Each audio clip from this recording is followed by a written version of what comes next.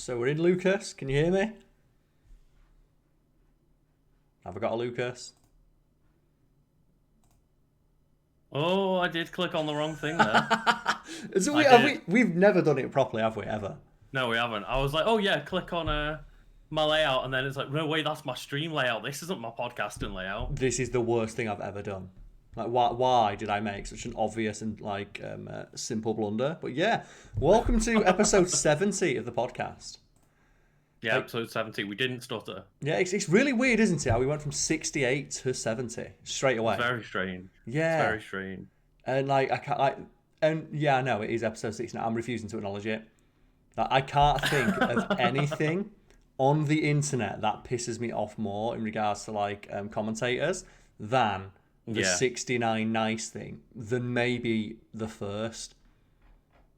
People just saying first. Yeah, the classic. Closely followed by people putting hello, or second one that the video goes live to try and talk to people. Oh god, like the classic one of just like putting the hello there, and it's like, I'm waiting. Yep. Oh man, do you remember that guy who did that in my chat once, who put hello there, and then, because no one responded in 30 seconds, answered himself saying General Kenobi, and then just didn't get, it was like, whoa. God, and we'll point out for like the people watching on stream, I've abandoned the rainbow room. Yeah, I've noticed that's going on. Like, the lighting works for when I'm like a small little bit in the corner, but I was like, with my face being like fully blown up, and the webcam obviously decent quality but not fantastic, like I just decided I'm gonna suck it up. The rainbow room exists for streaming.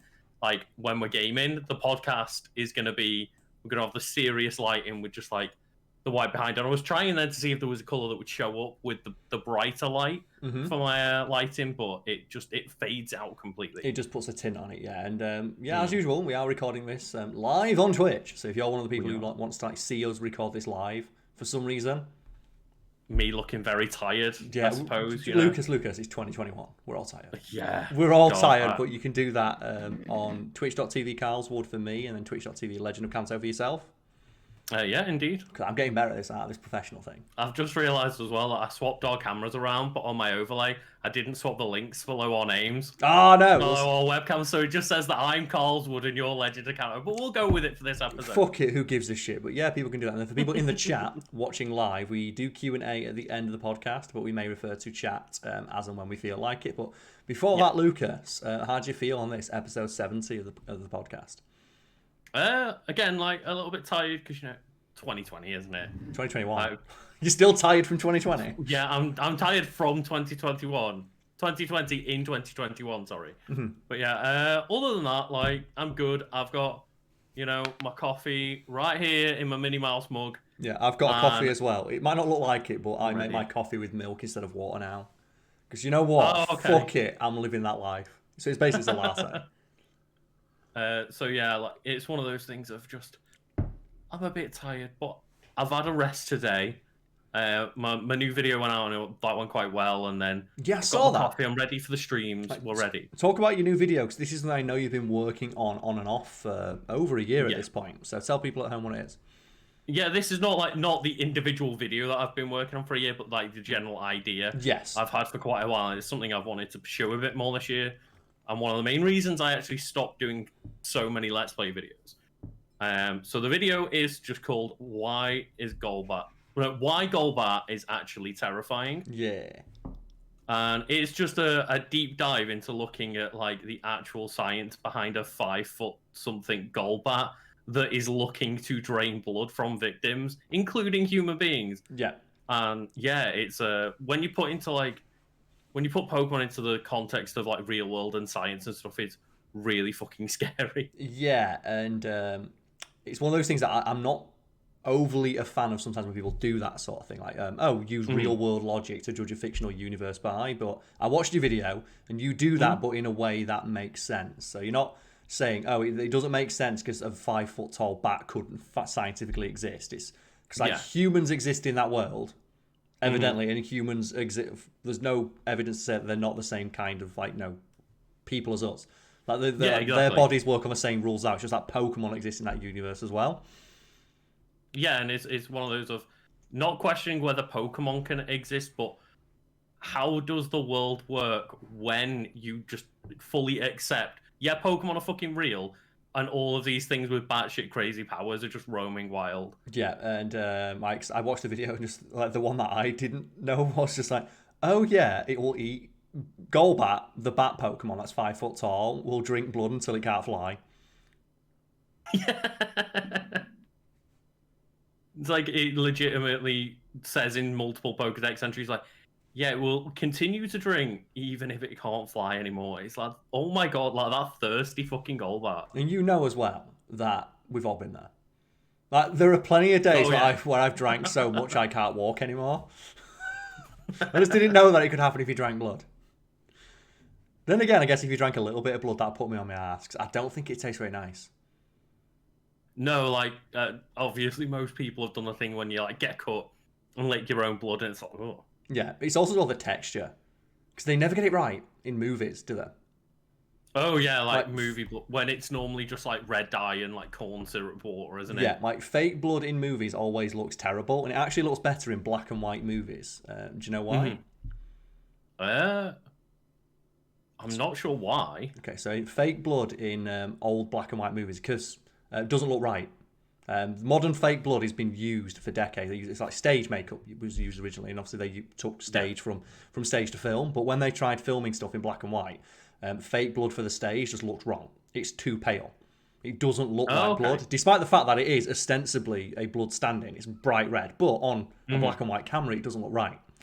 So what they do is they use chocolate syrup, which has the same consistency as blood and looks more like blood than blood does in black and white. And isn't that super stupid to think about? That yeah, not really. chocolate syrup looks more like blood than blood does on black and white screens. Yeah, because it's not that thing of like what we don't obviously see the world in black and white, so seeing blood in black and white, it might be blood, but it doesn't look like what we imagine blood to look like. And I love that. It's like, have you ever seen what they had to put makeup, when they put makeup on actors back in the day? In black and white times, they would wear like red and green makeup. Oh, really? Yeah, because obviously skin tone makeup looked wrong. It makes you look washed out. It makes you like look really too pale. So you can't actually see the contours and definition of a face. So they used to put people in green and red and pink makeup. And it looks hilarious. And that's why, if you watch shows like Star Trek, the original series, everyone's got super extra eyeshadow on. Everyone's got like full-on eyeshadow on, and that's because that show aired at a time when some people still had black and white TVs. So many, in fact, that they actually had to do the makeup so it makes sense for colour TV and black and white. Well, that's a challenge. Yeah, so that's why everyone has really extra. If you go look at like Lieutenant Uhura, you'll see she's just got the most just fucking extra bright purple eyeshadow, and even like Spock wore eyeshadow on that show. It's great. Yeah, and I even remember just doing theatre back in the day of like having to do a lot of things like wearing eyeshadow and mascara and stuff just to make your eyes accentuate more, because a lot of emotion comes from your eyes, and when you're 40, 50, 60 foot back in the audience, you will find it very hard to see somebody's eye on stage. Yeah, you can even see it in like videos like this. If you watch our videos, I have had on multiple occasions people legit ask me if I've got jaundice. It's like, Karl, are you ill? Because your skin looks yellow. And it's like, no, it's because I'm not wearing makeup, but I've got I'm not wearing stage makeup, but I've got stage lights, and I'm in front of a green screen. So the green's bouncing off and it gives me a green tint. Like, even now you can see like my skin tone and texture is very different to what it looked like in a video, because the lighting's so different and the camera's so different. Exactly, and like that's the thing, I can see myself on the webcam and I look even more washed out than I do in real life. Like, I'm a pale boy anyway, like I'm a ginger guy, but I can see on my webcam like, that big light that I've got right behind my desk, and just like the weird like going to quality of the camera and stuff. It just makes me look like just completely washed out. And it's why I'm guessing this is true of a lot of people when they have the moment of looking in a bathroom mirror and they look so good. It's like, oh man, we're really good. And they go out and they go into any other light and they look terrible. It's because bathroom lights are directly overhead. So it hides. It's almost as if like the equivalent of when you're playing a game. Bear with me here. Of like you go to the character creation and they Oh have yeah. the super good lighting on the character that makes the face look incredible. And then you go confirm, and then the first cutscene, you're like, who the fuck is that person? Don't worry, I've played Mass Effect 2, I know what you're on about. Oh god, yeah, the Mass Effect ones are bad. Or like for some reason where it shows you the character's face, it's completely like just stoic and not moving. But the moment they attach your character's face to like the skull rigging they must have, and just like your lips start pursing through themselves, you're like, oh god, no. Yeah, that one was Mass Effect Andromeda. That one, Karl. Yeah. Like, Commander Shepard, are you okay? No, I've never been okay. But in that vein though, Lucas, like, what do you think is the best you've ever looked then? As a jump in, like when's that the time you've looked in the mirror and gone, fucking yes, that's him, that's me right there, that's the one. I don't know. Probably like one of the weddings I went to a few years ago. Like I wouldn't specifically point out which one, but like Weddings are a classic, yeah. You know, when I was 20 years old and skinnier and in better shape, and not like nearly 30 and just going, oh god, I'll look terrible. But yeah, probably just like, you know, when I've made the full effort, I've got like fresh dyed hair, suited up, and I'm just like, yeah, man, yeah. There's just something about the feeling of being suited and booted as a man, isn't there? There is, yeah. It's how I imagine girls feel when they put on, well, it probably is, it's the equivalent, isn't it, of when they get a really, really nice dress. Yeah. And they do all their makeup and stuff and they feel like that. But when you just put that suit on and you just stand there and you go, and you find yourself just doing that so much, it's like, oh yeah, you stand just a little bit taller, you got a bit more of a spring in your step. Yeah. And you get that clicky, there's nothing I like more than that click-a-clack of wearing dress shoes on laminate. Oh, yeah. Doof, doof, doof, doof, doof. Yeah, and just like walking down a quiet corridor when you've got dress shoes on. It's like that clickety-clack. Oh, yeah. You feel powerful. Like, you feel like that shot of, you know, like anytime there's like a powerful woman walking down a corridor in a movie. Oh, fuck and yeah. They're wearing the high heels and you just see like the stomping down. It's like, yeah, man. Yeah. And then you feel that power now. And then if Joss Whedon directs it, they zoom in right on the feet. Oh, that's the one. But that thing is, that's like one of my favourite scenes in a cartoon, which is the Agretzko show, the first episode, where it's Goro, I think it is, and Washimi, when it's like, oh wow, look, that's the secretary to the head of the company and head of marketing, and they just do the power walk, the baddie, like and they have their own theme song. It's like da da da. It's like it plays every time they walk into a scene. And they get to the end of a corridor and go, man, this baddest bitch in the room walk really hurts my back. It's like, don't show weakness. Don't show weakness in front of the underlings. It's like, that is how I want to feel every single day. I want to do my baddest bitch in the room walk. And the thing is, I've not seen that show, but the moment you explained it to me, I was like, I can visually see that in my head. Oh, yeah. Like, I know exactly what you're talking about. Like, just watch the first episode. It is absolutely incredible. And just that moment when those two characters appear on screen, they're the best two characters in the show. Of just when they're doing it, and they call it the baddest bitch in the room walk. It's like, fucking two writers. Yeah! That is the proper name for it, yeah. It is. It's the only way to refer to it. And it's just like, there's just something about like being all dressed up and prim and proper. It's the best way to do it. Mm-hmm. But yeah, like, what have you been up to this week? Oh, sorry, you had something to say. Well, I was about to ask you if you got any other type of moment where you're just like, yeah, I fucking feel good right now. It was a random one. It was like, I still remember it because I have the photo locked away somewhere. And it was when I was at the peak of going to the gym, and I just got out of the shower once. And I just took and I went, look, I took a picture of myself. I went, I look pretty good. And I took it and I went, yeah, I look really good in this photo. And then I looked down, and because of the lighting, and I've got out of the shower and I'm wearing a towel, it's just like you can very clearly see a defined, just like contour of my penis. I can never share this photo because it's going to look like a fucking set. It's like, no, I just genuinely thought, I looked in the mirror and went, I look really good. I should take a photo of this just so I can, like, you know, remember looking this good tomorrow. And it's like, oh no, it looks like a dick pic. You can never share it anywhere. Fucking great. God. And it was just a random day when I was like, you know, you just sometimes you get out of the shower and you go, yeah, like after you've like had a proper scrub and a soak. Fair enough, yeah. I appreciate those days. Just one of those. It's the confidence, isn't it? Confidence is key. Oh yeah, for sure. It's like. Oh, go ahead. I was going to say it's just like the number one thing you need, and I never have been able to like take any advice on dress and clothing and stuff like that. Because the most confident people, like, if you're confident, you can wear whatever the fuck you want. Yeah. totally.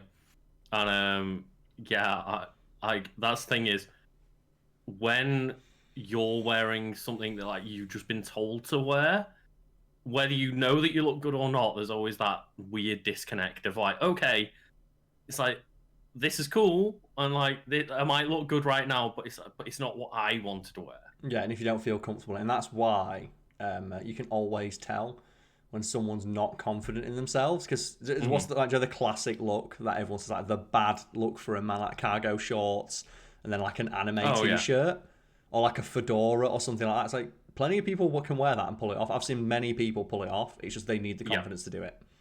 Exactly. Yeah, 100%.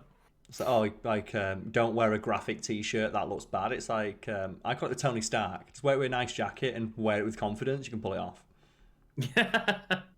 But Karl, it's 2021. It's quite hard to feel confident at the moment. It is, yeah. After like a year of fucking lockdown. We might be coming to the end of that, because I'm starting to be in that weird bubble where friends of mine, like, yeah, I'm getting the injection soon because of where they work. I'm like, well, I'm self-employed, so I'm right at the bottom of the fucking pile. Yeah. I'm never getting that. I'm going to be like the very last one in England, I swear down. Well, that's the thing is a lot of my family work in either NHS or NHS adjacent workplaces.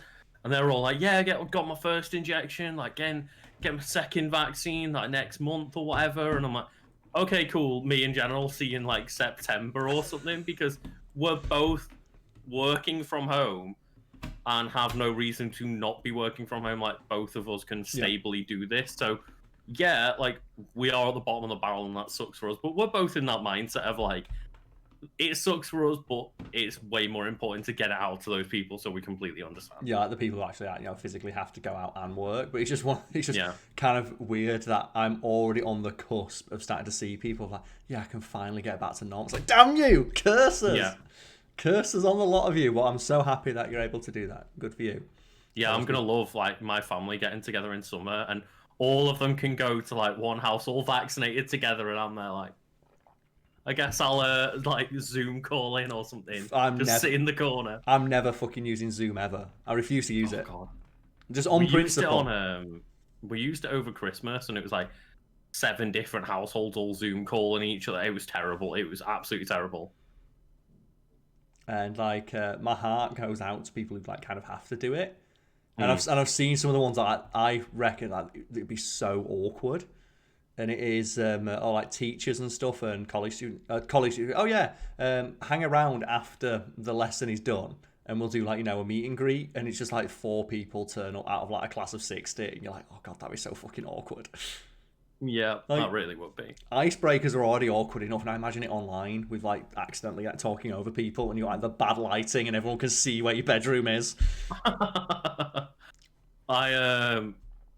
I still remember, like, speaking of icebreakers, of just turning up to uni, and I got, like, because, we went to the same university. Yes. Like, I got the wrong building, because, there's, like, 8 different buildings to go to spread across, like, the city campus, and I just ended up, like, 10 minutes late to the first session, and just, like, ran in, and was like, oh, sorry I'm late, like dead flustered and just panicking. Everyone was in the middle of icebreakers. And I was like, oh, this could have, like, the one thing that made it worse than just normal icebreakers was being the late dickhead to the icebreaker. Because then everyone's going to ask you why you was late, and it's like, oh, where's that guy who was late? Oh, it wasn't good. I used to go to the wrong room so much back in university. Because I could never, for context, the university campus where I was like 10 floors. Mm-hmm. And it's like, oh, you need to go to room like 1003. And I'm like, is that the first floor, room 03? Or is that 10th floor, number 3? So many times I'll be going to a room and go, is this like history of media? And they'll be like, no, that's on the 10th floor, mate. It's like, for fuck's sake. There's no worse than being late and knowing you've got to run up 10 flights of stairs. Oh, God. Karl just refusing to use the elevator. It took longer.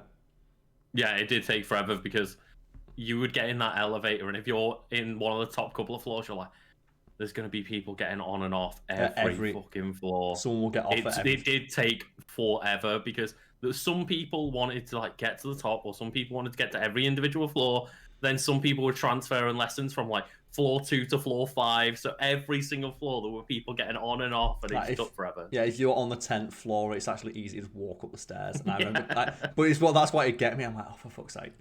Yeah. And I distinctly recall there were many times where I just looked and went, I'm on the 10th floor and went, not today. Just not today. I'll get it. I'll just email like, someone in the class. Oh, what's that? Like 8 a.m. seminar on the 10th floor. Like, I'll get the cliff notes. Cool. I'll be honest. Every what it was now, I was in uni for 3 years. For 3 years, I had a 9 a.m. 2-hour lecture on the same subject for those 3 years on Tuesday, and I went to Monday Corp every week. Yeah. And I never missed that lesson because I was like, I'm paying $9 fucking grand a year to study here. I'm getting my goddamn money's worth. The one lecture that I did stop turning up to, like just full stop, was the lecturer that would like he built a slideshow for every single like 1 hour lecture, and he would stand there for the entire hour, and without asking any questions, any like input from us, he would stand there and word for word just read every line and just stand there and just read it and just no extra explanations, nothing. And then at the end, there was no like questions or anything. No discussion. There was no discussion. It was just an hour of him reading out the slideshow notes really slowly. I was just going to download the slideshow that he puts up 10 minutes after the lecture then. Yeah, I remember seeing that when I went into a class. And I was sat next to my mate, and a guy was talking, and my friend just opened up his laptop, clicked on the slides, and was like, just went with his finger like this, shut his laptop, and left the room. And went, I'm going to the pub. So there's no point. You are not teaching me anything I can't teach myself. If you give me no extra input, what is the point? Yeah, and that's the thing is the seminars that guy did were quite insightful and useful for the subject, but it was just like, what is the point of me turning up to this if you're going to really slowly read a slideshow back to me? Like, Joel, that's the equivalent of it. It's like when games and TV shows and movies put too much of the subtitle on screen at once.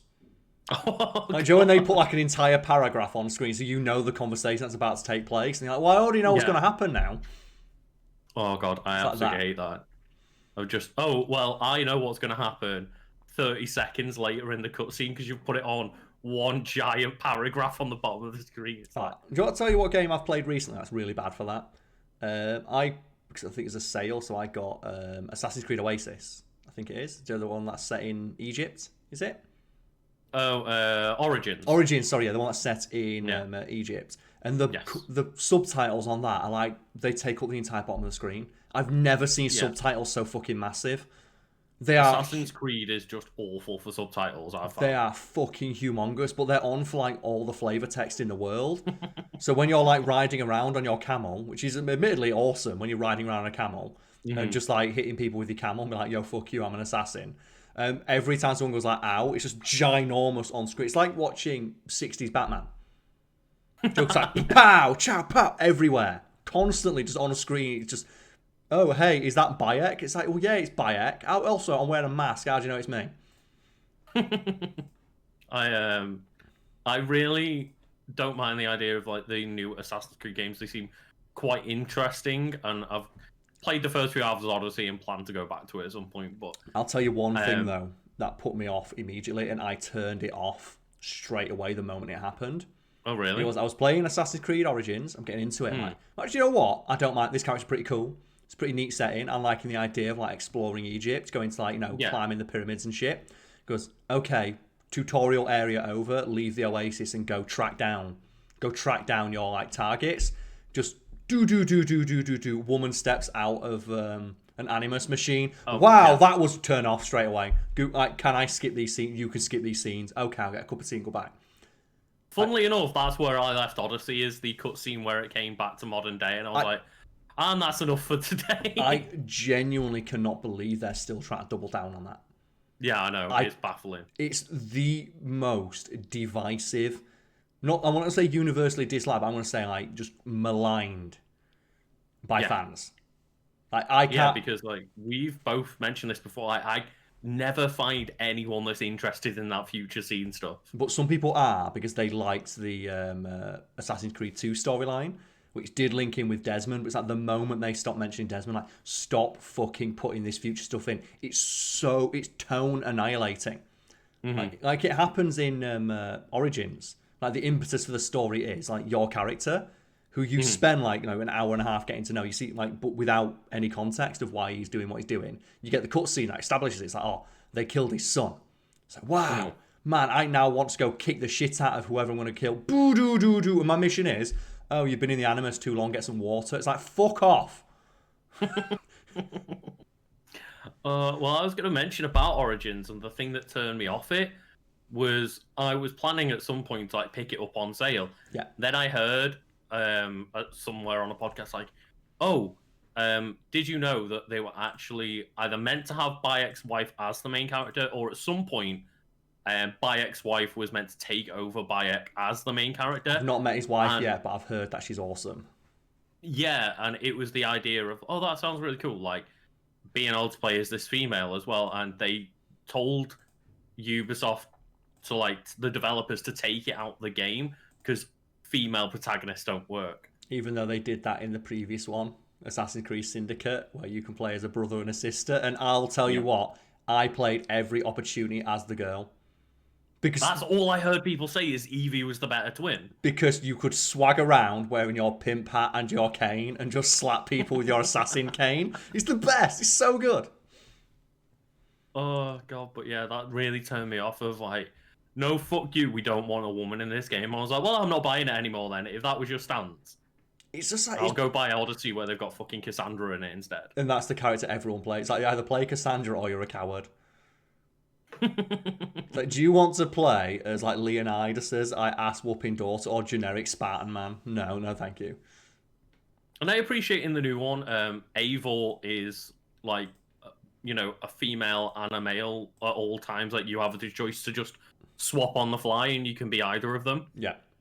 I was like, I don't mind that because it's like, there's all that we know is it's like this legendary Viking Eivor. Nobody mentioned whether it was a man or a woman. Because they're a Viking, all that matters is they're a warrior.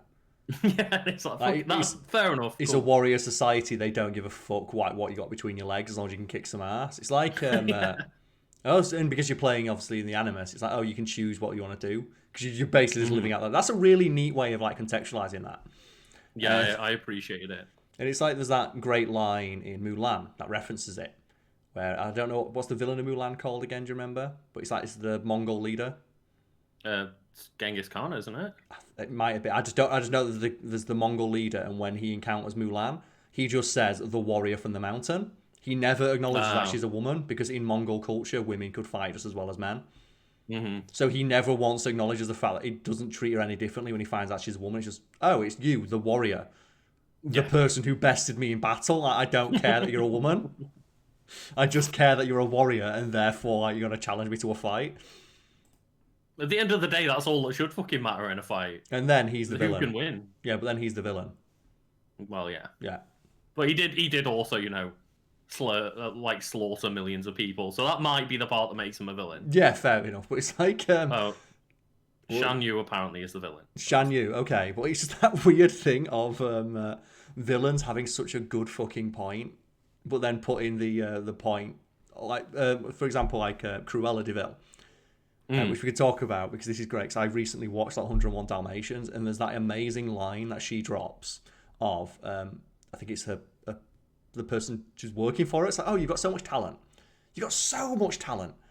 It's been wasted. It's like, I just really want to get a husband and settle down. And Cruella de Vil says more women have been lost to marriage than have been lost in war, famine, or anything like that. And it's like, why is this the villain saying this? She's absolutely 100% right. And it's the breakdown I saw is because Disney wants to present it as an opinion only a woman who wants to wear a puppy coat could have, even though she's right. Yeah, and it's like that.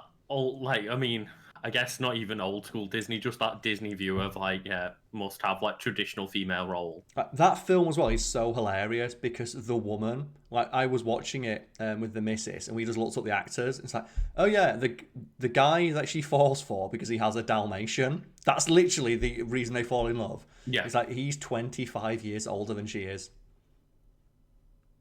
Oh my God. And it's like, she's told you have all this talent and skill. And it's like, no, I'd rather care for 100 fucking dogs. Oh, Christ.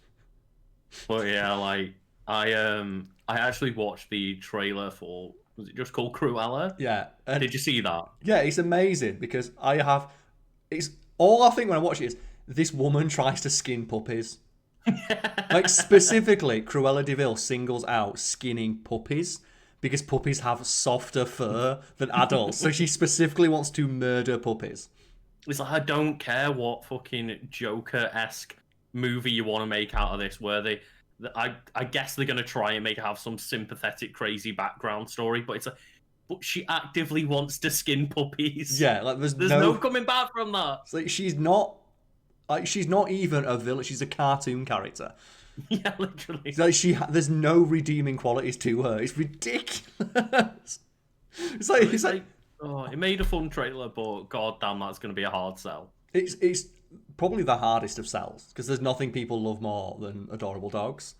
Yeah. And it's just all you got to think every time she's talking about people don't like me because I'm a woman. It's like, no, it's because you try to skin puppies. It's because your whole thing is wearing fur. You are obsessed with killing and skinning animals and then wearing their fur. That is your thing. No, Karl, it's just because she's a woman. Yeah. It's not because she's trying to skin puppies. Even though that's like all she tries to do. That's like the impetus of her character in 101 Dalmatians. I will say that Glenn Close was fucking nailing that.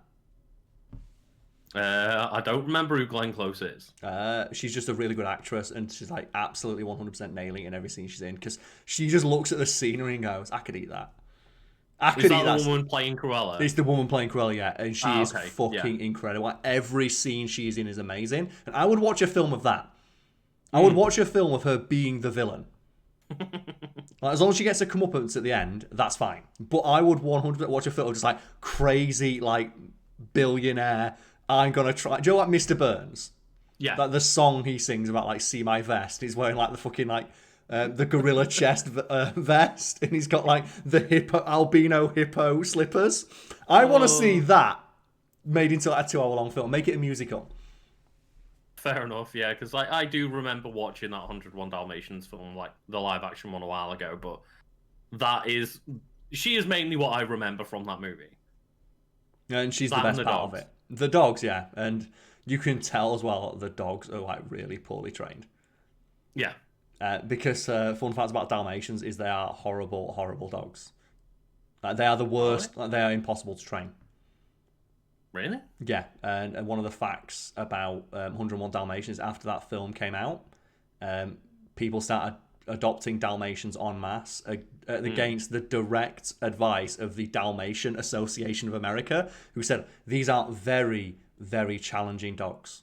They are working dogs because obviously they're associated with firehouses. It's because they were one of the few dogs that would follow the fire engine without getting scared because they're deaf. Okay. Because they suffer with chronic deafness, so they weren't scared of the blaring horns of the firehouse because they were deaf. That does make sense. But like, they're working dogs and they need to constantly be challenged. Otherwise, like, do you like huskies and other working dogs like that? Yeah. Like, they're not a family pet. They need to be worked. Otherwise, they get full of energy and they tear the house apart. So all that happened was people adopted these Dalmatians en masse and then took them to shelters because they couldn't deal with them. Yeah, and I know that like when I was younger, I think it was actually before this movie came out, our like family dog for maybe a year or two was like a Dalmatian crossed with like, I think it was like a Spring Spaniel or something. So two notoriously just really difficult like and active dogs. Yeah. And it just got to that point of like my parents just couldn't deal with that and 3 kids and had to give it away in the end. And it's just, yeah, that I can totally see that I know that dog tore our house to shreds. Yeah, it does. And it's like same thing happened with Game of Thrones where they introduced the direwolves. People like those dogs. Like, wow, the direwolves. These direwolves are awesome. I want a dog that's like a direwolf. What's a dog that's like a direwolf? Oh, a husky. And they were adopting huskies en masse. Again, and dog experts like, don't adopt a husky unless you can look after it. A husky needs to be walked like 3 miles every day. A husky can run a marathon a day without getting tired. You need to be able to look after it. Yeah, I worked with someone back in Nando's who like their family had a couple of huskies, and it was like, oh yeah, they probably need to be outside for like 4 to 6 hours every day, otherwise they'll just be running around the house completely energy, like full of Yeah, energy. a friend of mine, he adopted one. So he went to a pound and was like, "Oh, we've got a husky here. Like, no one wants it. No one can look after it." And he's like, "Well, yeah, my family own like 5 miles. Like, they own like land. So he lived out in the Oh right, fucking yeah. woods." And he's like, "I'd take it for a 2.5 hour walk every day." And then I found out, was like, that my parents were also taking it for a 2.5 hour walk every day as well, all around. It's like it still was full of energy and never got tired. Oh god, Yeah, yeah. And that's the thing is, I would absolutely love, like, I love the idea of having a husky because huskies are absolutely beautiful animals. But they are. Yes. yeah, I'm fully aware that in my current situation, there's no way I could look after one. And that's the one that I like Oh though, because god. it was my friend who owned it called Sasha, and he would always steal stuff off his plate, and every now and again he'd just post a picture of it, and it's there with like his toast or whatever, and it's like he does always caption it, "Sneaky Sasha," just a sneaky Sasha, Oh and god. it's like that's the dog you want. That's like the cool one. And like we obviously we've got Kay, Jenna, and I, and The thing is, yeah, like, I don't think how many walks does he need? Like, because well, he goes on a his walk legs are like this daily. big, but his legs are like this big, Yeah, are but like obviously he's a hunting dog, so like they do have a lot of energy. they? Yeah. Admittedly, they can't like he can't run as fast as I could when I'm trying to chase after him if he runs away. But yeah, it's he's got quite a lot of energy considering how small he is. But I was gonna say like just when he's being sneaky, it's so hard because obviously he's just a tiny little miniature dachshund and he looks so cute. And every time we're like mad at him, we turn around like fucking annoyed at you, but why are you so goddamn cute? Like Yeah. it's so hard to stay mad at you. Oh, That's one of the things about dogs as well that always like just amazes me. And it's one of the things that it blows my mind when I try and think about it. Is that dogs, you can breed a temperament onto them. Like yeah, dogs are like on a genetic level are programmed to behave in a certain way. That's crazy to think about, isn't it? That they're so yeah, specialized. Like some breeds of dog are so specialized that it just traits are inherited from birth, and they just know. yeah. And that's the thing is, like we were looking at, oh, you know, he chews a lot of its toys like completely through and stuff, and like when we were looking into any ways to stop it and stuff, it's like no, like Datsies just have a bit of like that bred into them of they described online of like, oh yeah, they tend to like find a point to pick at on that toy and they won't stop until they've destroyed it. And that's just a trait that they all have. And we were just like, yeah, that's exactly what he does. And it's weird that something so specific is just inherent to an entire breed of dogs. And it's crazy to think about it. It's like what was it now? There's a now defunct. I don't know if it's the right word. Defunct, extinct, maybe breed of dog that no longer exists. It's called the turnspit dog. You ever heard of a turnspit dog? No. So this is a specific breed of dog that was bred specifically to Joe back in the days of like castles when they had big spits in the kitchens Yeah. and they just turn it to roast meat. Like they're not from cartoons, they're real. They're a real thing because that was the Yeah, only yeah. way to cook especially large pieces of meat evenly before Yeah, like because people use them for hog roast now still, don't they? yeah, but like, they were the only ways you could cook like a lot of meat evenly on thing. And as you can imagine, that's like a fucking job that no one wants. No one wants to stand next to a fucking roaring fire for like 8 hours a day just turning a spit. So what they did is they invented a device like a big wheel, essentially a giant hamster wheel connected to the spit, and they bred a species of dog or a breed of dog that did nothing but walk around those things called turn spit dogs. That was their name, that was their purpose, and they would be used as foot warmers. Oh god. That was their other job, where people would take them to church and they'd lie on your feet. Yeah, yeah. And the story goes that if the priest would shut his book too much, like too hard, because it sounded like someone opening the door for work to start, all the dogs would run out of the church. And it's like, what? That's like such a specific thing. It really is, yeah. And obviously you can even look at like a lot of dog breeds now where it's like, yeah, I say like we've got a dachshund and it's like that is bred to go down go on, rabbit holes and badger holes and stuff. Yes, if anyone's ever wondered, is it Dachshund or Dachshund? I've been told that a lot of British people pronounce it like Dachshund, but I've been told like it is Dachshund, and we just all say it wrong. But yeah, I tried to say the right way, but I often forget because that's just how I've been brought up to say it. But yeah, they are. That's the reason they're like so long, because to fit down rabbit holes. Go down rabbit holes, and then you can still grab the back legs and pull them out if they get stuck. It's like because you look at a Dachshund and go, why is it shaped like a fucky sausage? It's like, oh, so it can fit down rabbit holes. Now it makes sense. Yeah, and just you look at sheepdogs as well and things like that. I don't know, and what bloodhounds and the. Like, I don't know how we've managed to do it. Obviously, it's like just selective breeding over a long period of time, but to get desirable traits that become exaggerated to the point of ridiculousness. The one I look, Joe, like bloodhounds, they've got the really big ears. Yeah, like you might think, what are those ears for? Can bloodhounds actually hear very well? So I did an article on this. It's like dogs with floppy ears can generally hear as well as other dogs, but they tend to go deaf more because their ears are as in. Their sense of hearing isn't as important as their sense of smell. And the long ears of a bloodhound and similar hound breeds are to stir up smells as it runs its head through the grass. Oh, so when it's like sniffing along the floor, its ears will drag along behind it and like stir up scents. Yeah. That's why they have long ears. It's like, you look at, why has it got such long ears to do that? Yeah, and that's like a common trait within like hounds of different breeds and stuff, and that makes perfect sense now that you've said it. But it's so stupid, isn't it? That they've got ears. So they've got why do these dogs have long ears to help them smell better?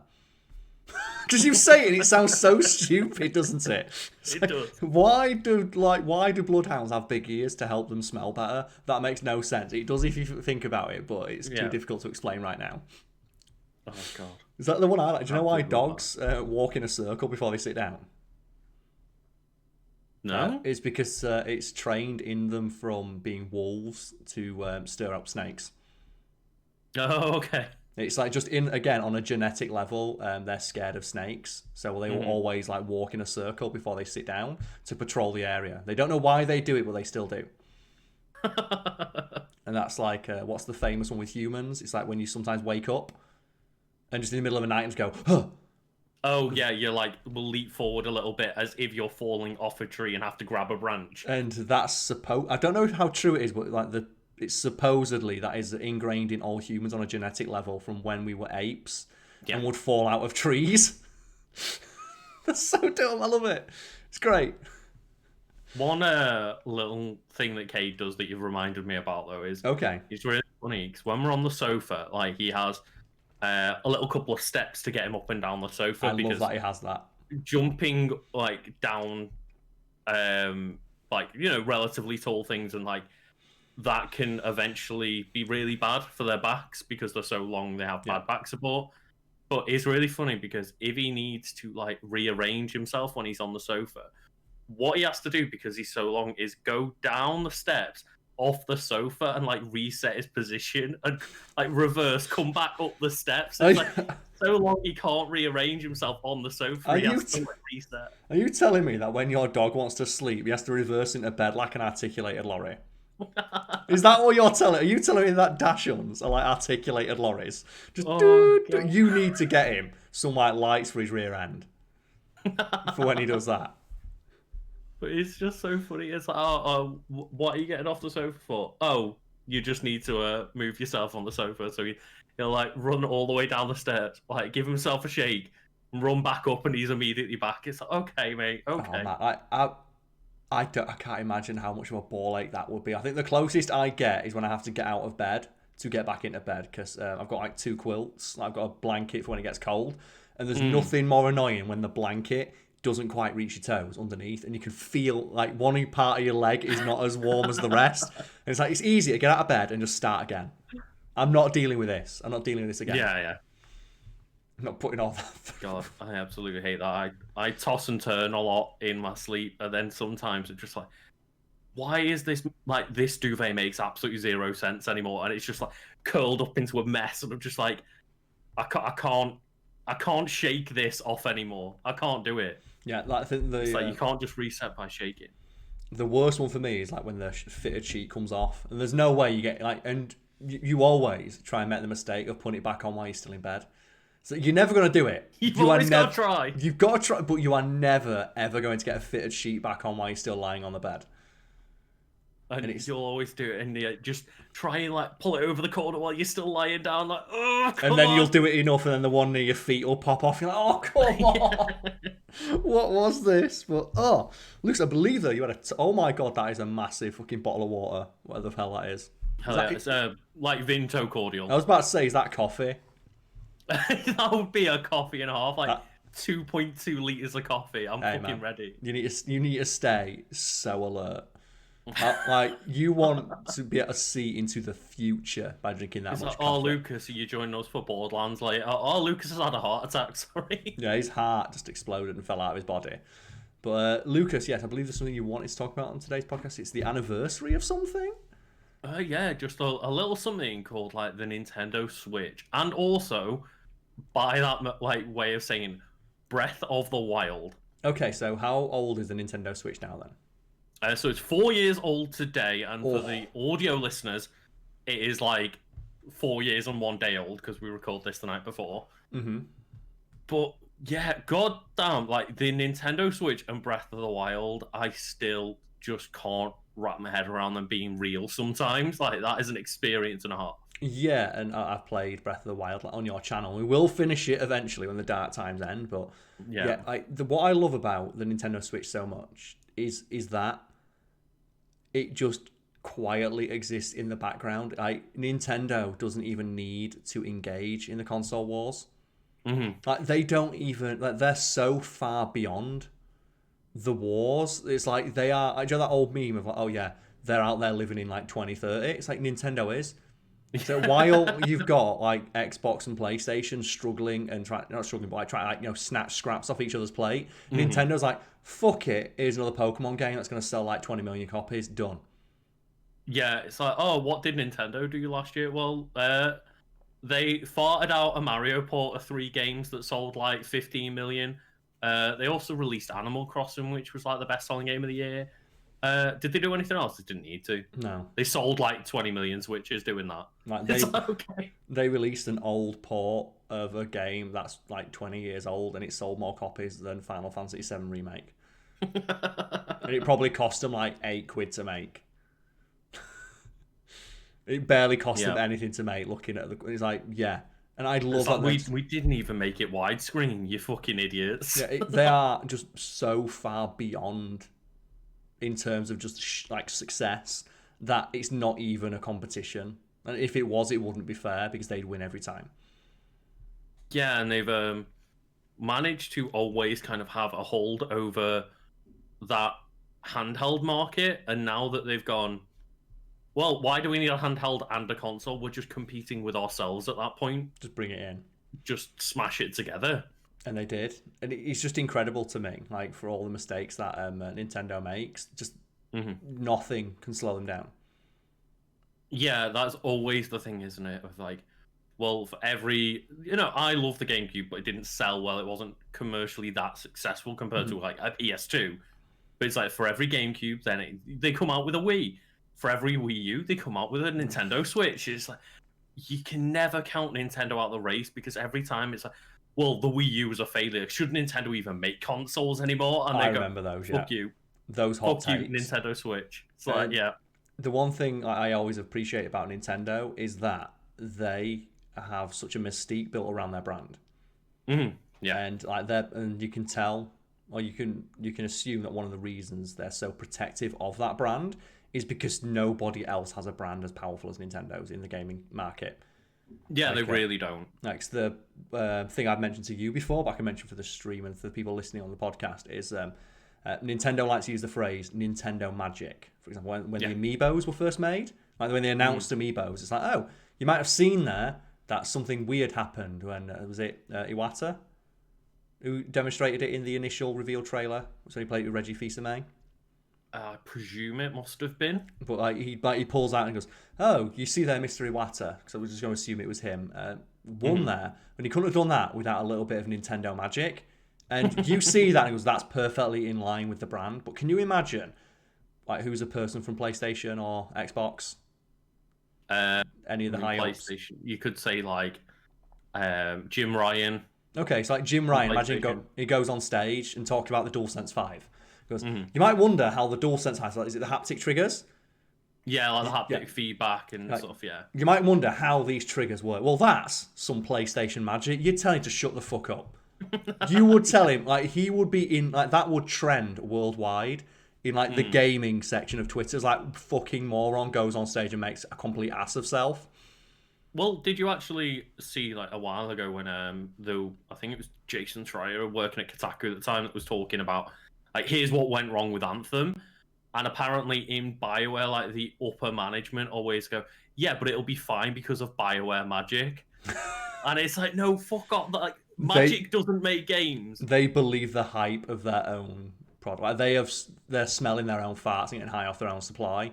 Yeah. In that regard. And it's like, no one else can get away with it but Nintendo. And I think if anyone else tried, it would come across as sad, desperate, or just, like, patronizing to their audience.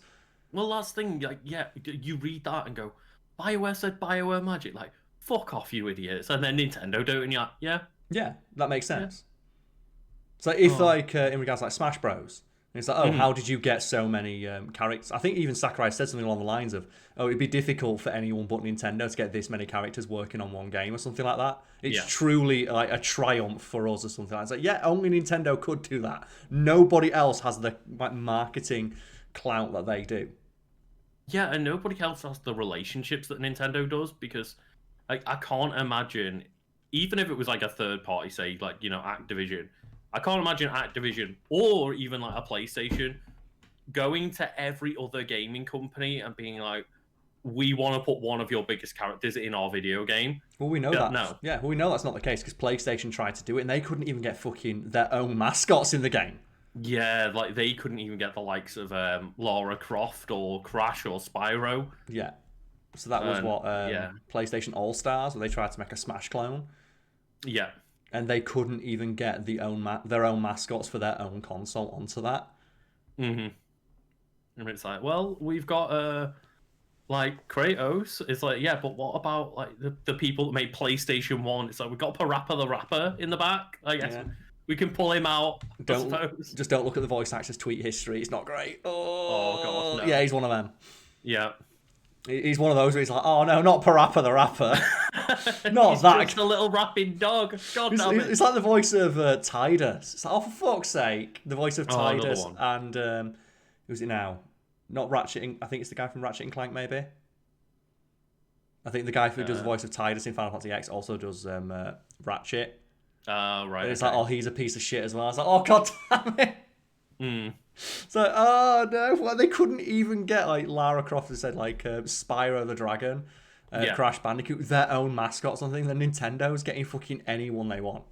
Well, Nintendo got Cloud and Sephiroth in Smash Bros. When they couldn't get it for PlayStation All Stars Battle Royale. And I would love to see another company try to compete with them in that regard of trying to build up a mystique around their brand.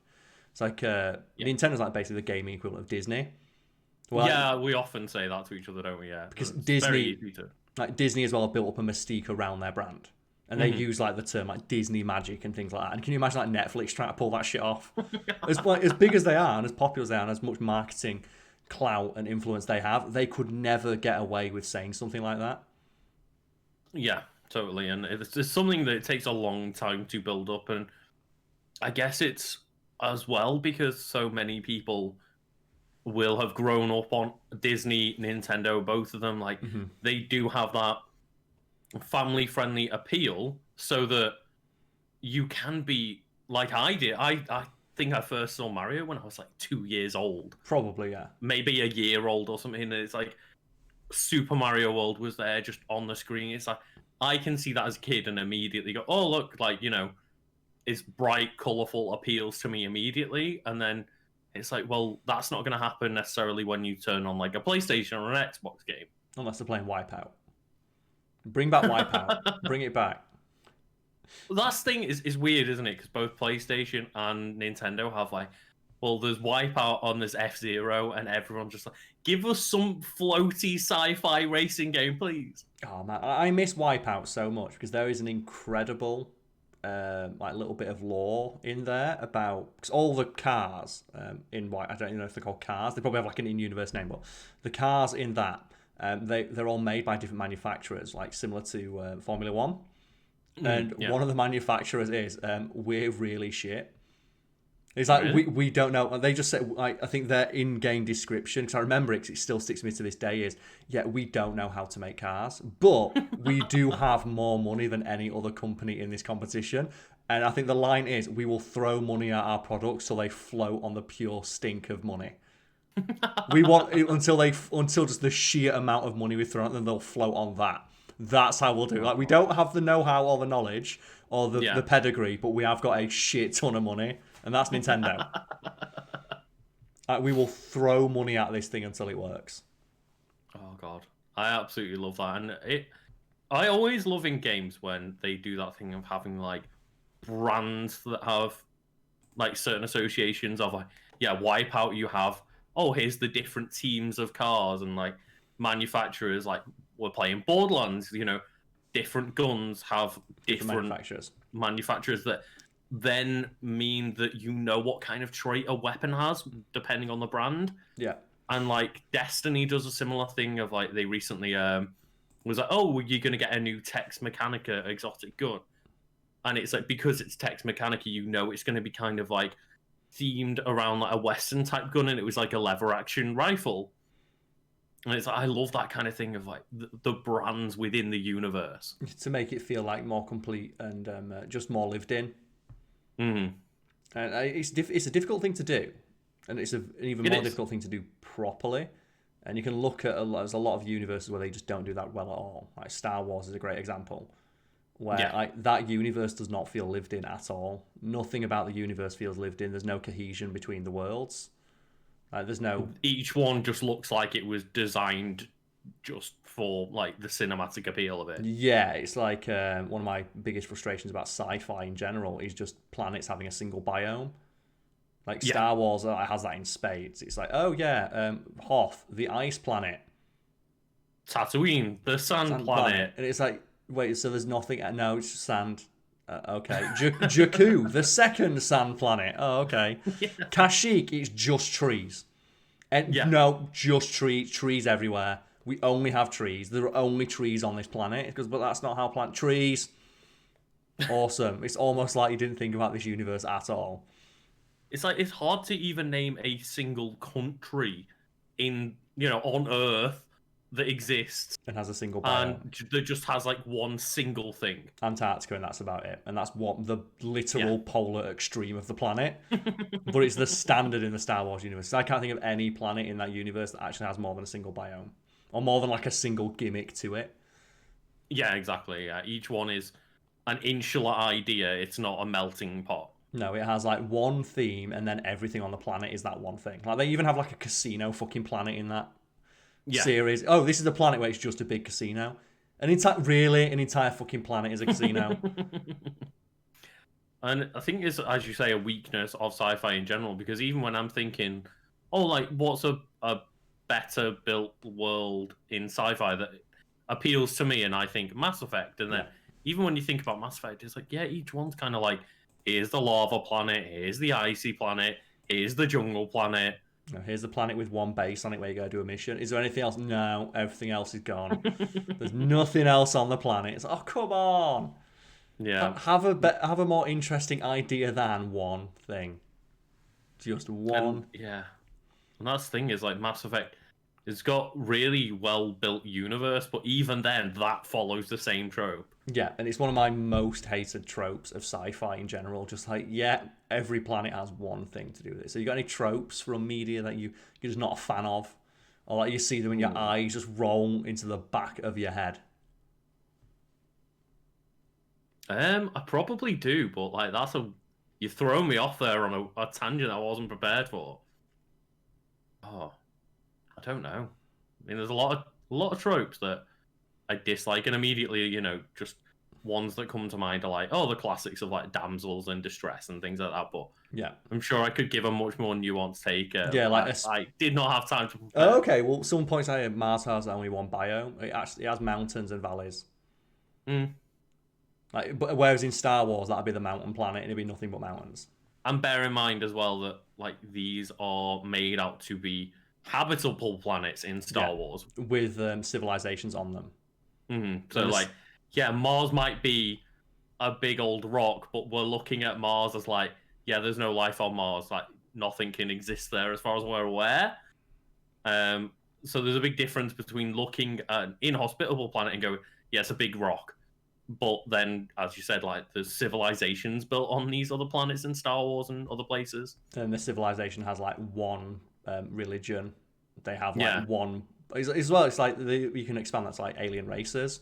Like Star Trek suffers from that a lot, where it's like the humans in Star Trek are all like nuanced and they have like different opinions and lives, and there's like it's a melting pot of culture. And it's like what are the Ferengi? They're all obsessed with trade. Every Ferengi fucking loves trade.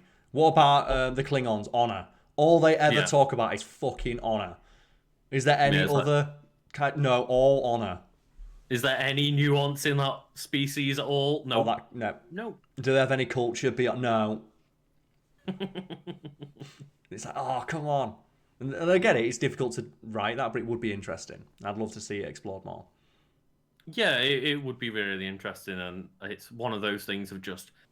It's very, very hard to not only craft interesting characters, but then craft a world of like detail and a universe of detail in terms of sci-fi. Like, imagine how many people for how many years have to sit down and would like have to build entire cultures that are made up for background scenery within a movie or game. Yeah, and it's only like your absolute just most just perfectionist, crazy ass level directors and writers and stuff who do that, like your George R.R. Martins, your Tolkien's, your Akira Kurosawa's in regards to film. Have you ever heard any like the crazy bullshit he used to do?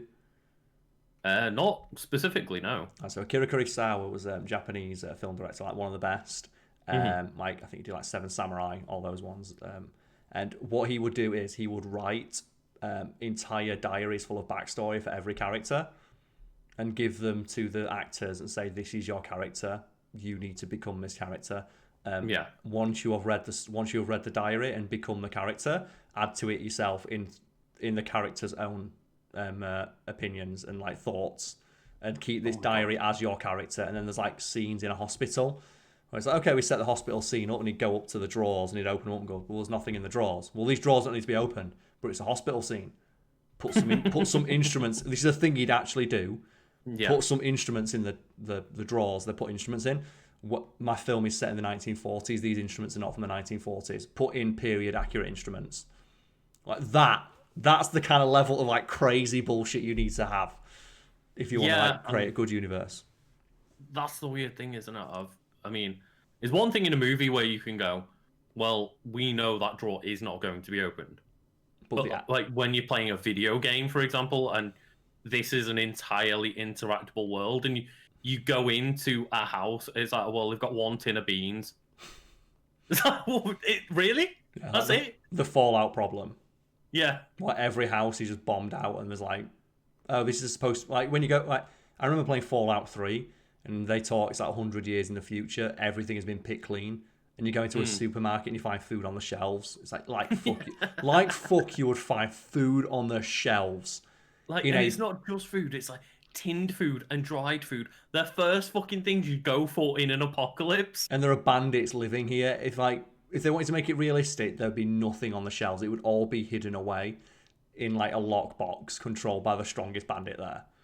Well, did you see pictures of what was like the shops in America were like during the storms and things a couple of weeks ago? Nothing left.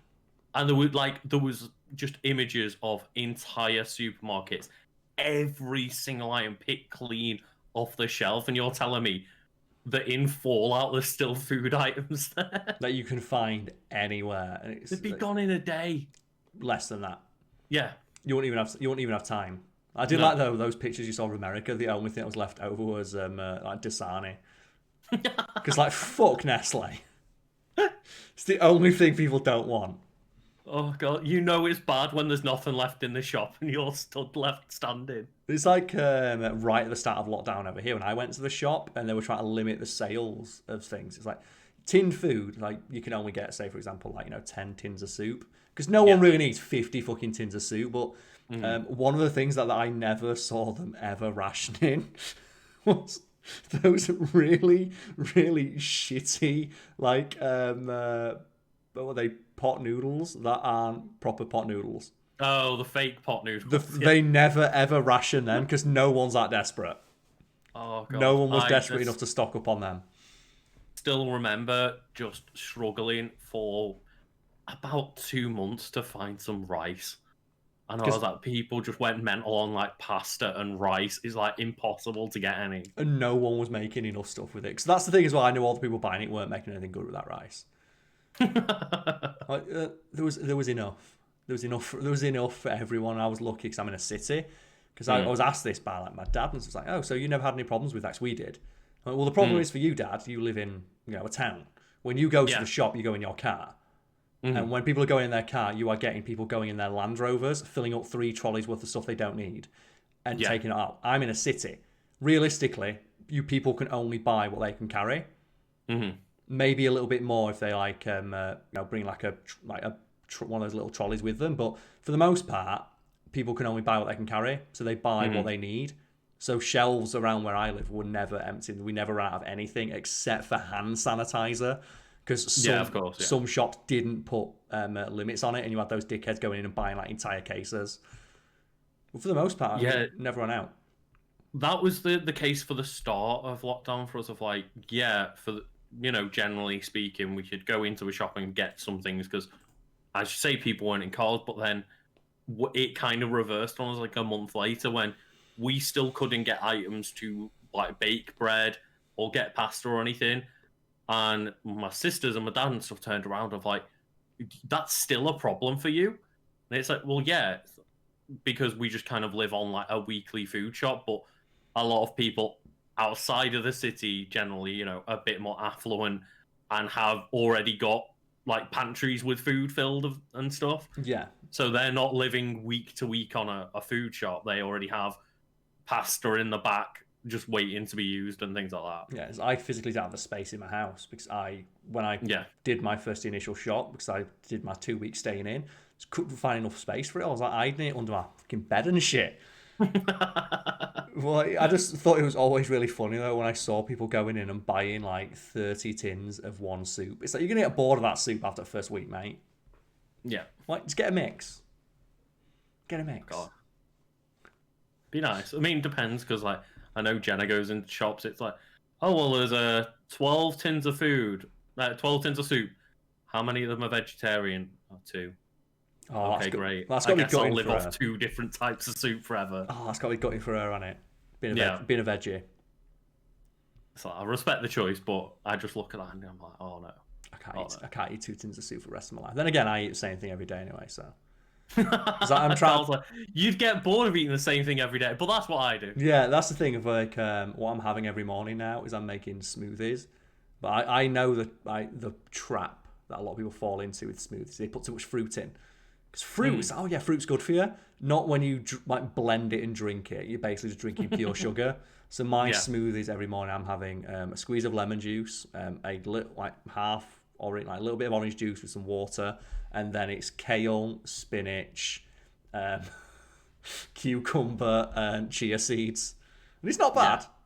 It's not bad. But I'm having that like every morning with supplements and water, and I just go. But you have to drink it very quickly because if you don't, it separates.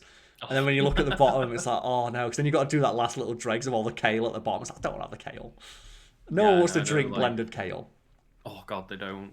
But Jenna was making smoothies last summer, and like, yeah, it was mostly just like milk and spinach with bits of fruit put in there, like a couple of handfuls of fruit, rather than like, I'm gonna fill up a giant like liter-sized cup of just sugar water. Like, yeah, that's the problem. A lot of people, well, not the problem. It's the mistake a lot of people make when it comes to smoothies. I remember I told you about my friend who was a personal trainer for a bit, and a guy was coming. I don't know, I'm not losing weight.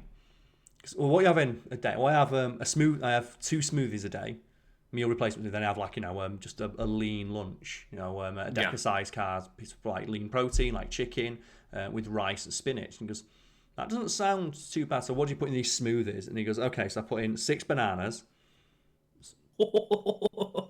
You do what, sir? 6 bananas. Is that split? No, 6 bananas in the smoothie with a litre of milk. And then like 3 scoops of protein powder. And he went, so you're having 12 bananas a day? Yeah. You're having like the equivalent of 40 spoonfuls of sugar a day with all that. Christ. Yeah, and he was having like 12 bananas a day. It's like, how much do you shit? Like your ass must be like a fucking McFlurry machine when it's coming out the other end. You ain't got a choice. Like, what? It's 12 bananas a day? I respect it. I don't. But like, he was genuinely confused in his head. Banana equals, 1 banana a day is fine. 12, that's a bit of an issue. It's like, a chicken breast is fine. If you eat fucking 12 of them, yeah, things are going to start to get a bit. Everything in moderation, isn't it? That's the key, the cardinal rule of anything to do with dieting. I just found that so funny. Because when he was telling me, it's like he couldn't stop laughing in the back office. It's like, he's like 12 bananas a day. That's a lot of bananas. That's a lot. It's so many. Like, what does it look like when he goes shopping? Yeah. Like, it will look like Donkey Kong. It's the banana horde. So you just got the giant big things of the bananas and takes that with him.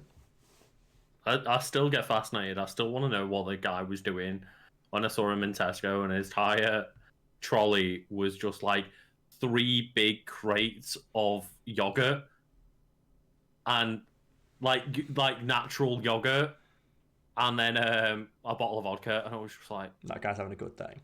Like, has he gone shopping for a restaurant that's run out of yogurt and then just go, I'm putting fucking my vodka on this? Probably, yeah.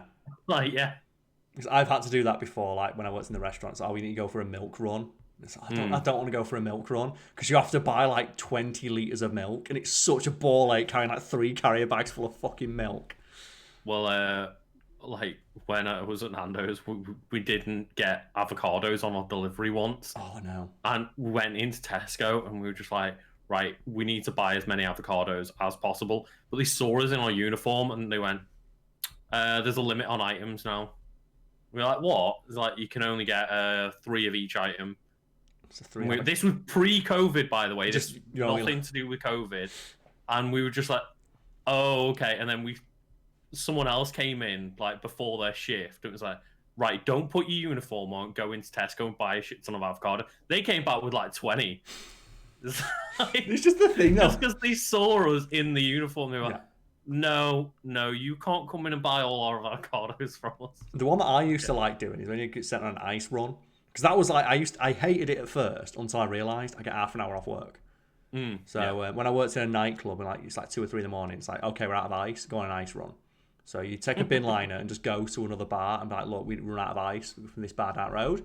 Can we go ask your manager if we can have some ice? So what I'd do is I'd be like, yeah, I'll do that. And I'd just go to the bar next door and have a drink. Just on shift.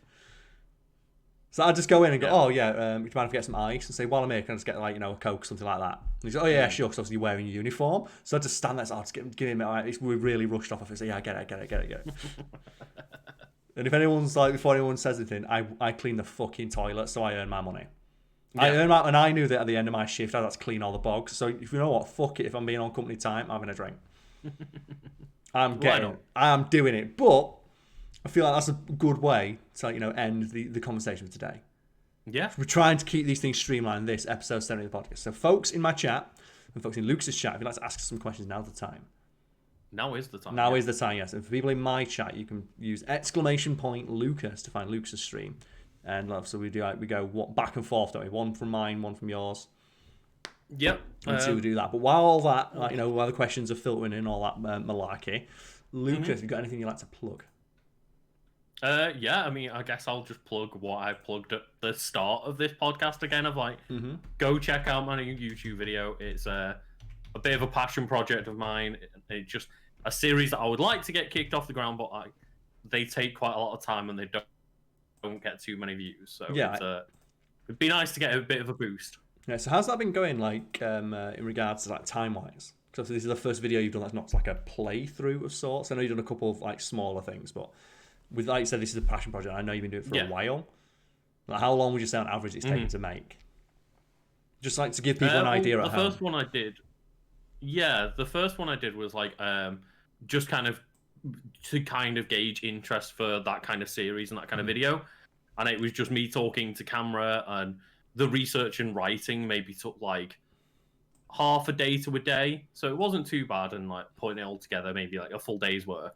But then I think for the Golbat video I had to again research and write this entire thing, and like triple checking my facts because I don't know anything about like the science of how much blood can be lost from a body and shit like this.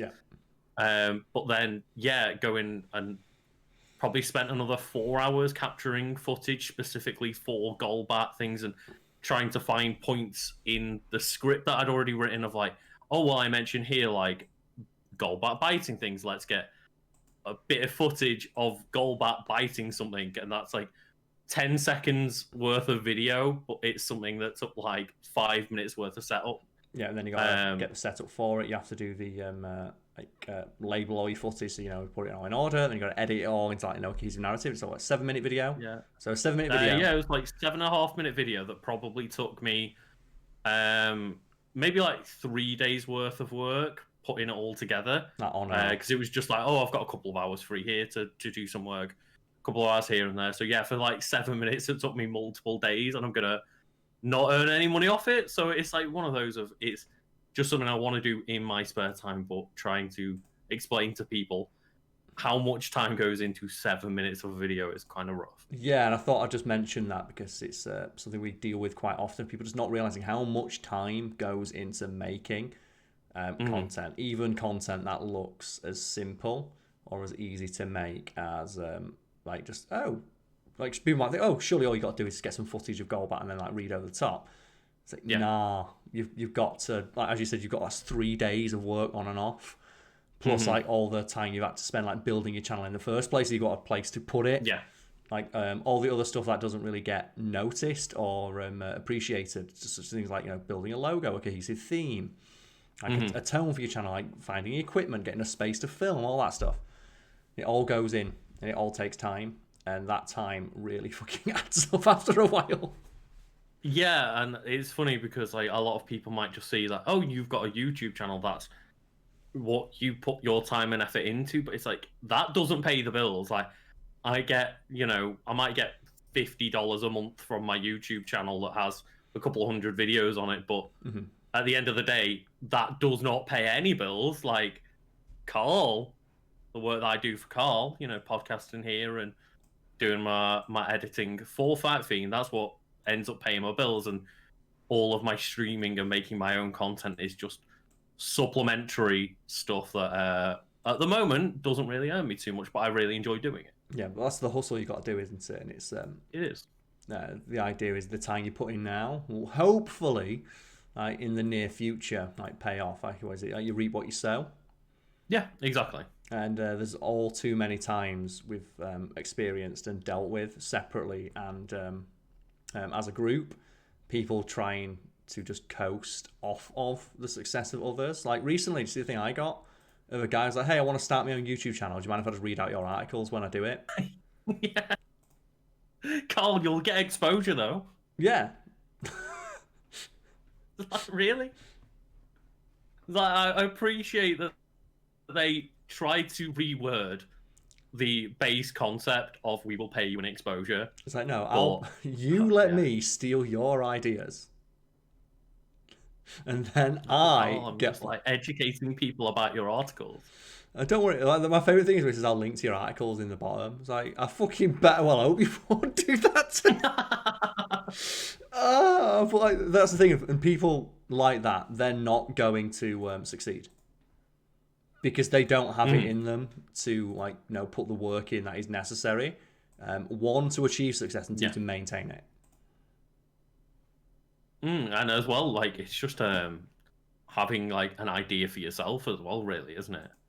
Yeah. And that's the thing is this this series and a couple of other things that like I had on the mind when I was creating my own YouTube channel ironically is the reason I made it in the first place, and the gaming stuff was meant to just be like extra stuff to put out because and it ended up being like you've got to keep content on the channel, but obviously I've just been so busy that I haven't been able to put all of that free time into all of these videos. But I realized that just having gameplay content is not unique to my channel, so I need something else. So you need the unique selling point. You do, yes. And no one's really asking questions in my chat, so this might be a super short podcast by our usual standards. So you got any questions in yours? Because no one's asking me anything. It's great.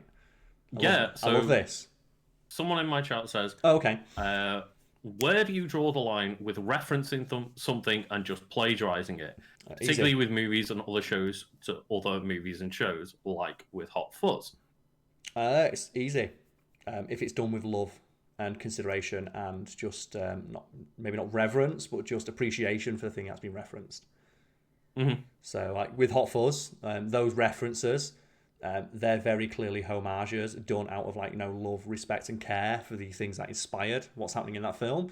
They're not ripping it off, and they're not ripping it off wholesale either. No, and they're also as well taking little unique lines here and there to pop into what they know are going to be cool parts for the film. It's also as well they're not with that. If usually a good way to look at it is if you took out the references, would the scene still make sense? And the answer is with something like Hot Fuzz, yes. Whereas stuff that's directly ripping other things off, if you took away the reference that they're making, they don't have a scene because that's all it is. Ready Player One, for example. If you take out all the references and stuff in Ready Player One, what do you have? You've got fucking nothing. You don't have a product. Mm-hmm.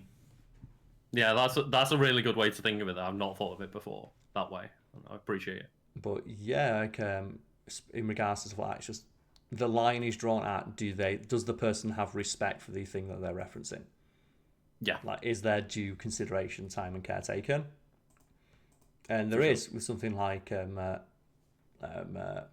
Fuzz, Shaun of the Dead. Like some of the references in Shaun of the Dead as well actually flew over the head of the original thing they were referencing. Because there's a line in Shaun of the Dead where it's like, "We're coming to get you, Barbara," and that's a reference to, I believe, Night of the Living Dead or Dawn of the Dead, the original one. And the story goes that Edgar Wright apologized to what's the guy now? George A. Romero? George A. Romero. Yeah, he was meeting him. He saw it and he was asking. "I hope you don't mind that we stole your line." I was like, "What line?" "We're coming to get you, Barbara." That was a reference to one of my films. It was a reference so inside, even the guy who they're referencing didn't get it. And apparently the mum was named Barbara just for that one line. Yeah, so they could put that line in. And that's one of the things and you can tell when stuff like that happens that Edgar Wright fucking loves film, and he loves the films that he was homaging and referencing. And he clearly does, and he does it well. And it's one of those things of those movies feel crammed with cool references like that, but they're not actually crammed with it. They just stand out as cool little moments, and they're just done so well. And they're not the ones I call them the Star Wars moments. I think it's Red Letter Media who point out, Joe, they are discussing a Star Wars film. I think it was Force Awakens or something like that, with what they thought might happen. So, oh no, it's Solo, and they said at one point in the film, they were theorizing, "I bet we have a moment of a kid walking past." They go, "Oh, come on, Luke." Well, it obviously didn't happen, but they theorize it, and they say, and that moments like that exist for people in the audience to go, "That's Luke Skywalker." It's we fucking know. It's not a reference. It's we know. Yeah. That thing. Oh God, I never even watched Solo, so I don't know specifically with that. But they don't have that moment in there, but they do have the guy who comes in he doesn't like you, the guy from the bar, and it's one of those things that you see on YouTube with references you may have missed. How do I miss it? It's fucking on screen from moment one. It's the only thing. Slap me in the face with it. It's the only thing in frame as it happens. It's not a subtle reference where you got said Shaun of the Dead had references in it that the original creator did not catch. That's a fucking good one. That is, yeah. Let's have a look. So we got some more questions now. I get that you like TV shows. I love that. I get that you like TV shows. Can you imagine how fucking sad someone would be to just not enjoy TV? What do they do with their time? I don't know. But do you like anime? Yeah. So no then. No. Karl just showed off his Sailor Moon t-shirt. Yeah, I don't get, why do people hold anime as like it's a genre in of itself? I mean, I guess it is, but it's not some weird holy grail of thing. It's just I enjoy. I enjoy watching stuff. I consider it part of the spectrum of entertainment. I don't consider it to be its own thing. Other people would, and those people are boring because they make their entire life about watching anime. Yeah. Just don't attach your personality to anything media related, really. Yeah. You can enjoy something, but don't make it your entire life. Well, think about just go back to what we talked about references. Yeah, if you like a show, get something maybe put it on a shirt or something like that. Don't wear the shirt and then a jacket with it on, and then a hat with it on, and then and then make your entire bedroom 50 fucking posters of this one thing. Although I will say that I kind of did that by accident. I've got a Gwen Stacy Spider Girl hoodie. You got the hoodie, yeah. I've got a Miles Morales snapback cap, and I've got an Endgame Spider-Man backpack, whereas the Iron Spider, yeah. And I was like, oh, I'm wearing Spider-Man hat, Spider-Man jacket, and Spider-Man backpack, but they're all different Spider-Men, so it's okay. I can get away. It's technically not the same Spider-Man. I was just like, oops, I shouldn't have put this all on. It's fine. Well, any questions in your chat, Mon, for her? Just a quick little one. Yes. Just a question regarding my beard. Do I use any beard oil, balm, wax? Just out of curiosity. I just use a bit of beard oil and would recommend it to anyone growing a beard, because otherwise they start to get a bit straggly and a bit homeless man looking. Yeah, and I also use beard oil on this tell. Fucking just mountainous man beard that I have. I don't. But it's just our advice in general, isn't it? Of look after men, yourself. Please don't be scared to use beauty products and whatnot. Just look after yourself, moisturize. Every day. Use beard oil, blah blah blah. Just there's nothing wrong with trying to look after yourself. Every day, I have a morning routine. I wake up. I got my skincare. So I think it's you cleanse, exfoliate, tone, then moisturize. I think it's the order. So I have 4 different skin washes that I use every morning. I've got stuff for my hair. I buy that Aussie stuff. The best fucking shampoo. It smells fucking awesome. You know what? I use Aussie stuff as well because it smells so good, doesn't it? Every time I wash my hair, you got to do that. I remember when I was younger, and I was like, oh. But that stuff got recommended to me, by the way, and I was like, oh, but it's so much more expensive than the other ones that I use. But £7 a bottle. That extra few quid per bottle is worth it to just look after yourself a bit, pamper yourself. Yeah, always look after yourself. Drink plenty of water, all that stuff. I mean, I'll drink plenty of water.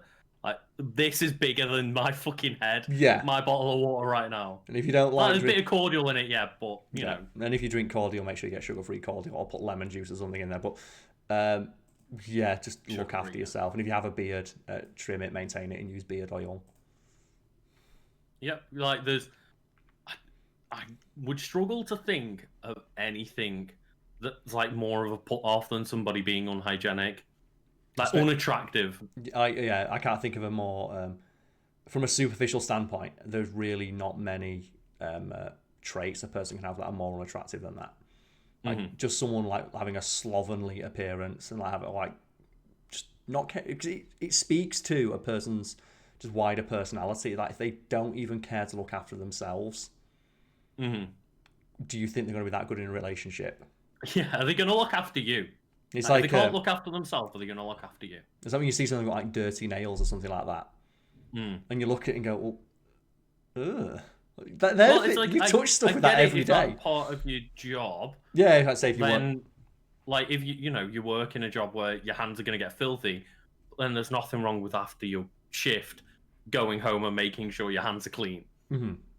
It's there are people that I've met where it's well, my job means that my hands get dirty. It's but living at home, your hands don't need to be dirty. Why are your hands dirty while you're at home? You can get a shower. Yeah. But it's all good. So any more questions in my chat?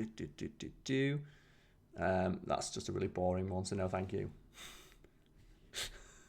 Subs or dubs, I couldn't give less of a fuck. Whatever you prefer. Yeah, and the thing is, the people who do care, they're so boring. I've never encountered a more boring person than people who legit give a huge shit about subs or dubs. Yeah. Like, I've had people get annoyed at me, like when I'm playing Dragon Ball Fighters, for using the wrong voice. It's like, I don't care. Why do you care that somebody else is playing a game with the wrong voices? Like, so I get it, because there's times when I've watched somebody play fighters or like a combo video or whatnot, and I get thrown off a bit when they're using Japanese voices, because I've always, specifically with Dragon Ball, because I grew up watching it on English TV, I've always watched it with dub rather than sub. But yeah, it can throw you off hearing the other version because that's not the character that you're used to. But who fucking cares? Like, enjoy it how you want to enjoy it. Yeah, and you wouldn't give someone shit for it. And the only time it's ever made sense to me is with my girlfriend, who is Japanese and speaks Japanese. So when she watches them, she says, like, there's a lot of subtleties that are often lost in the translation. So unless the translation is especially good, I prefer to watch it in the original language. Plus, it helps me with my Japanese. It's like, that's probably one of the few times I've heard someone give me a legit explanation for why I should give a shit either way. Yeah, and that's totally true. And it's a bit of a shame, because I know there's a lot lost in translation, but there's also a lot lost translation. Like, there's like a tier of, like, actually understanding the Japanese voices, then the subtitles, which will lose a bit of nuance, and then the dubs, which sometimes just completely change the context of a line. Yeah, like the good example of that is the Batman anime that came out, where the story is completely different in Japanese. Like, Wow. They just cut the story differently. And it can happen. It happens a lot with Gretzko. There's a lot of like subtle translations that are like, because these subs are really, really true to what's been said, and some of the actual meaning and implications of a lot of things being said are lost. But like, it's translating stuff's not perfect. Translating stuff is very difficult, especially from like languages that work differently, like Japanese to English and vice versa. It's like a lot of European languages all work off a similar base, so translating isn't that hard. Yeah, they all share a similar root language, whereas Japanese does not. But yeah, that's the only time I've ever heard someone explain it in a way where I'm like, okay, yeah, I can see why you yourself would be annoyed, because it's like your culture that is sometimes being misunderstood or misrepresented by bad translations. But then you have like, but even then, would they get mad at somebody else watching it in the way they wanted? No. Yeah, exactly. They only like prefer to do that themselves. Like, we were watching a show at the same time. It's like I don't mind reading the subtitles. I'll do whatever you want. Yeah.